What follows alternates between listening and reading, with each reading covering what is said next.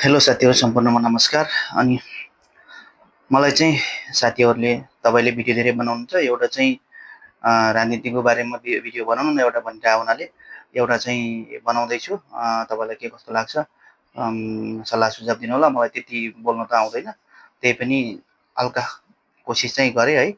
अब चाहिँ आउँदै गरेको निर्वाचनमा अरूले के पार्टी कसो पार्टी भन्नुभन्दा पनि हामीले हाम्रोलाई होइन राम्रोलाई छान्न सिक्नुपर्छ। म पनि त्यही उद्देश्यले एकमत भए पनि केही होला भनेर म पनि अब आउँदैछु। अब फागुनमा निर्वाचन होला या नहोला, भएसम्म हुने म भोट हाल्ने तरिकाले चाहिँ आउँदैछु।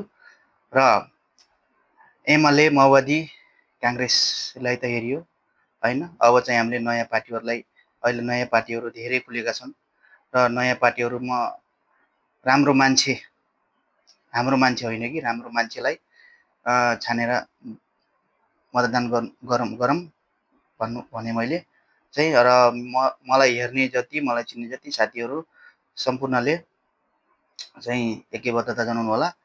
चाहिँ अब चाहिँ नयाँ, पुरानोलाई त धेरैले देख्यो, पुरानोले त अब अहिलेसम्म के गरेकै छैनन् होइन, गरेकै छैनन् भन्दा पनि पहिलाभन्दा त गरेका त हुन्, तर जति गर्नुपर्ने थियो त्यति गरेनन् होइन।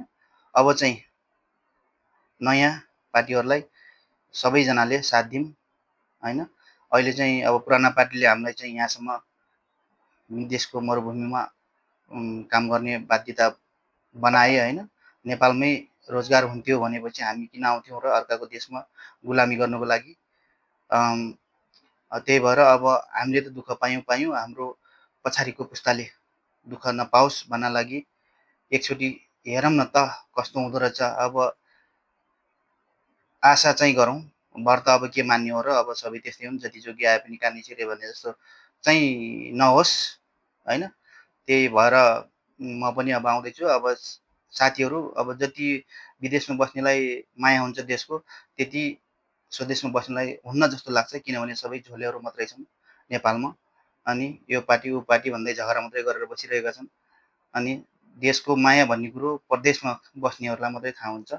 त्यही भएर साथीहरू सकेसम्म आउँदै गरेको निर्वाचनमा मतदान गर्नको लागि 1 महिना हुन्छ कि 2 महिना हुन्छ, कति दिनको आफूले मिलाउन सकिन्छ, छुट्टी मिलाएर सम्पूर्ण साथीहरूलाई चाहिँ नेपालमा जानुपर्छ भने मैले है त म पनि जाँदैछु।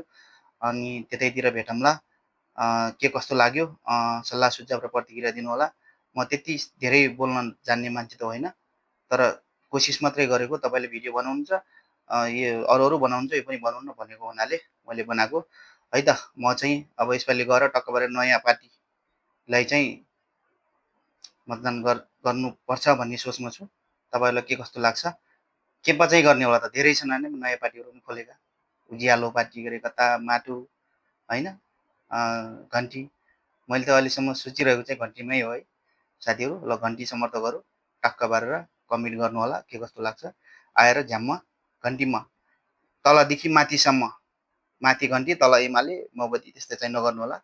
सबैले एक साटमा माथिदेखि तलसम्म स्वाटै सेटमा हाल्नु होला भन्न चाहे है त। हस् त, धन्यवाद।